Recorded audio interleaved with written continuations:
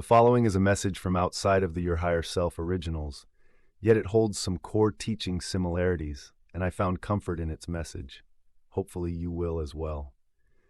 It is an excerpt from a LL research document dated May 6, 2007. It is about how we need to learn to use control and/or discipline in our seeking, while at the same time realizing we do not need to seek all the time.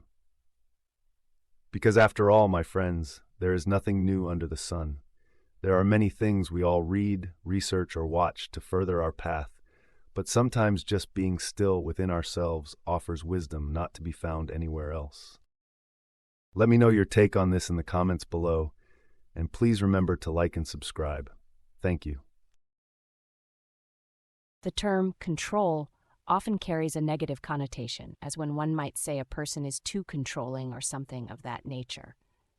However, it is clear that, from the beginning of a human's life, learning has a great deal to do with control. The infant must learn to control the movements of his mouth and the breath that comes through his voice box in such a way as to reproduce the language he hears about him in his crib and cradle. This is so that he may ask for food, comfort, and relief from wet diapers by doing something besides crying. It is not too long before parents are asking their young children to control their bladder and their bowels so that they can come out of diapers and be free of the need for changing their diapers. One thing after another that the young child meets in his life becomes a matter of learning how to control various parts of his body. He learns carefully how to form letters with his hand and to do other skills that are done with the hands and that promote a more deft and agile use of the fingers. The mind is asked at a very young age to begin to take in data and organize it into banks of information that can be used readily. The alphabet is learned and the numbers are learned, then words are learned and reading begins. And for the entire journey from childhood to adulthood, skills are taught that the child learns to take in and use. All of these skills are learned by the student, controlling and focusing his mind so that he may wrap that mind around these new thoughts and these new skills. It is not perhaps thought of as a matter of control, and yet all of an adult's preparation for life has to do with control. We do not mean to suggest that there is a negative or a positive spin to this control. The culture in which we live is one in which these skills are considered quite necessary for survival and the enjoyment of the finer things of life, such as indoor plumbing and the comfort and convenience of life as you are aware of and are used to living in. Certainly, the idea of control can be very negative. The tendency of people to manipulate and control the circumstances around them can turn into a very dark way of handling life. And each of you has perhaps known those whose life is spent in plotting and scheming ways to control the outcome of events that are important to such people. Usually, such control is over small things, and yet the sum of one person controlling another over a period of time is a very strong negative polarization towards service to self, and it is definitely a service to self energy to think of or to contemplate the self as a person setting out to control circumstances that have to do with other people, and indeed are not, in terms of positive polarization, available for such control. On the other hand, there are indeed very positive uses of control, and we would call it self-control. There is a nuance in the term self-control that we wish to explore. For there is a which came first question here. There is a chicken and an egg. Is a person controlling the self and therefore learning more about how to control the self, or does the person wait for some wisdom as to precisely how to control the self? And in order to remove ourselves from this conundrum, we would like to take this idea back a bit and look at it from a wider and perhaps a more spacious point of view. The universe is a self-generating system, whereby there is no need to control circumstances whatsoever in terms of your incarnation being fruitful. You have set up a system of redundant probability vortices, so that if the incarnational lessons that you have chosen to ponder in your particular incarnation do not gel for you in one instance, and you may have perhaps missed that catalyst, that chance to grow, there will be another circumstance that will come your way very soon that will offer you the same kind of catalyst, the same kind of challenge, and the same kind of questions that you may ask yourself about, why is this happening to me? and what should I do with it? You do not have to control your life in terms of knowing that you will be fed with spiritual food at all times. This is not a cause for concern. And this perhaps can rest your mind for when you do not need to reach and grasp for the spirituality of your day or the cogency of the catalyst that is being presented to you. Then you can relax and focus simply on paying attention to the present moment. Let us go further back than this, for we wish to set you on the stage of your incarnation experience, and we have not yet done so to our satisfaction. Who are you? My friends, you are the one infinite creator. That is the heart of your reality. You are a spark of the infinite oneness of all creation. That spark is your consciousness, which has been wrapped into flesh and bone so that you may experience life within this particular illusion. Therefore, you are spiritual beings dwelling in a material and physical world. Everything that is at the center of your being calls out for the Creator and sees life from the point of view of spirit. Yet, you have been brought into a culture which encourages precisely the opposite bent of thought. Your culture encourages you to release thoughts of spirituality in favor of thoughts of functionality, economics, socialization, doing what is expected, and so forth. These two energies are a dynamic that are with each person in this realm to one extent or another for his entire incarnation. The minute that a spirit forgets the heart of his being, he may well be able to convince himself of a number of things. He may be able to convince himself that he may control others for their own good. He may be able to convince himself that those things which he believes are such good beliefs that other people need to believe that way too, and so he may become one who bullies or coaxes people into worshiping a certain way or believing in a certain system of dogma. All of these are subtly but markedly negative or service to self in that they are using the power of the human spirit in order to change others. Yet, a person which is a part of the Godhead principle needs to be concerned only with controlling himself. The work of the spiritual person is always upon the self. The seeking of a spiritually oriented person is always an inner seeking. It may well be that the processes of seeking bring the seeker into community with those who demonstrate unconditional love, and that is a great gift. But a part of the Godhead principle in actuality needs nothing from the outside. There is no need to reach, there is no need to grasp. All that is needed is already lying within your heart of hearts. The teachers of old talk about acceptance rather than control, because from their point of view, once a person has come into a full acceptance or awareness of who he is and why he is here, that initial acceptance forms up into vectors. Each thought and opinion that occurs within the awareness of being a spiritual person has a direction to it that is spiritual in nature. As people accept completely that they are a part of the Creator, they become aware that beneath the level of constant and unremitting human error, they are worthy. They are as worthy as a star, or a tree, or the wind that blows, or the grass that grows. They are worthy in a final and ultimate way. They have not found the heart of that worth. It takes many incarnations of experience to refine the self to the point where the self is transparent to the self, and that worth of self is clearly seen by the self. But there are helps to you, my friends, in everyday life. For you see the worth of others, and that is a strong help to you.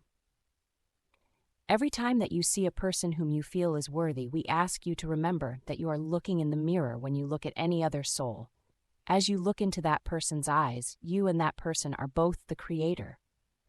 That which you see as good in that other person, you may stop and mark because you have just seen that particular kind of goodness in yourself. Were you not sensitive to that goodness, you would not have seen it in the other self. So let your own experiences of the goodness of others about you reflect back to you the truth of yourself. You are infinitely worthy. You are a citizen of eternity. Your stay upon the earth plane is a short one, and you came to give yourself the gift of learning and worshiping and being a part of the movement that is taking place upon the planet at this time, to lift and transform the energy of planet Earth. And you are worthy to do this. Control helps you, or perhaps we would use the word discipline. Discipline helps you to maintain the focus of who you are and why you are here. It is not that this discipline is a judging discipline or an attempt to whip yourself into shape. You are not here to judge, you are here to love. And so the work of each and every seeker is primarily and fundamentally the work of being. We find that this is a very difficult concept for your people to grasp. What is it to be? To breathe in and to breathe out? What is the worth of simply being? And yet the universe as a whole is one great interactive being, of which you are a focal point in a vast array of other sentient, intelligent points of awareness that are gathering experience for the infinite creator, that it may know more about itself. This gift of being is always your most fundamental work as a spiritually oriented seeker. For the doing is at the surface of things. It is the being that gives the doing depth, breadth, meaning, and strength. Control is definitely necessary, for without self-control and discipline, the spiritual seeker may constantly find itself forgetting to keep the focus. Let us talk a bit about that focus that we would encourage you to keep. Each of you around the world this day has discussed feelings concerning one's place in life, and in some cases, the incredible rapidity of time fleeing past almost too quickly to grasp. Yet there is within each of you a center, and there is great skill in finding ways to remind yourself to move back from the outskirts of truth and beauty in your life, always in towards the center again. Life will spin you out constantly. Catalysts will hit you.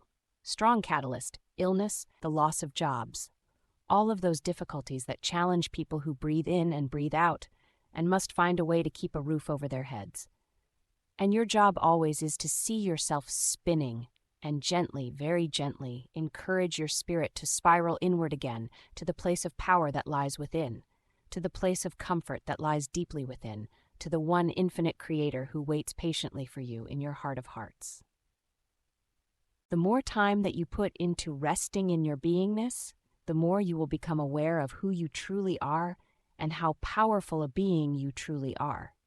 And when you sense that power, then of course you want to use that power rightly, and that calls for every discipline of the personality and makes such disciplines attractive to you. When you find the center of your power, that creative energy that made all that there is, then truly you wish to use it well, and to use it wisely, and to use it lovingly. And so you turn to those disciplines that have served you before: meditation, prayer, contemplation, inspired reading, walks in nature, and all of those ways in which you can come back to the truth that truly does set you free. So the question of acceptance or control in a way is a question of how you wish to look at who you are. Our approach to the awakening seeker is simply to ask that seeker to become aware of who and what he is, and to become aware of the fact that he is creating his own reality. When a person has been on the spiritual path for a while, he may well begin to sense that there is one particular outer work that he has the cluster of skills to accomplish. And that may spark in him the desire to ask for guidance. And when a person asks for guidance, that guidance is there instantly. There is no lag time. You may not be able to hear the voice of guidance, but the energy of that guidance and the gentle pressure of that vibration is with you from that point on. One of you may open your day by asking the one called Jesus the Christ, "What would you wish of me this day?" This is their way of centering and offering their day. And if that question seems to be answered by something that they did not expect, that is all right. That is acceptable. But it is always within the choice of the seeker as to how that seeker shall proceed. In a society which has a tendency towards loudness, meaninglessness, and chaos, it is perhaps well recommended that the spiritually oriented seeker gaze within the mystery that lies between every cell of your body and gaze without, not at the creations of humankind, but at the creation of the Father. For there you see not control, but a plan that is so vast that it is inconceivable and yet complete and perfect, so that the organism of planet Earth as a whole and all of the biota upon it move in a dance of rhythm and harmony in which all needs are met. We offer to you all the vision of the rolling tide. It does not seem to be controlled, but rather it rushes in abandonment towards the shore and then pulls out again towards the deeps of the ocean. Yet if you think about the tides and the moon, you begin to see that there is an order and a balance which keeps the moon in its orbit and the earth in its orbit, which keeps the sunlight and the stars moving in their cycles. And this moon energy moves through everyone's blood so that your blood wanes and flows just as do the tides. You are a part of something that is in exquisite balance. You are in touch with the spirit world and the highest energies, and at the same time you are in touch with the earth and its heaviest energies. You know of everything, from angels and cherubim to the degradation of war, murder, torture, and the evil that people can do to each other. And your gaze is that gaze which orders things in your world. So perhaps we would say that your most creative means of control is to create the world that you would like to see and live in. For you truly are a co-creator, and you truly can create the reality that you wish to see. Thank you for listening. Until next time, walk in light.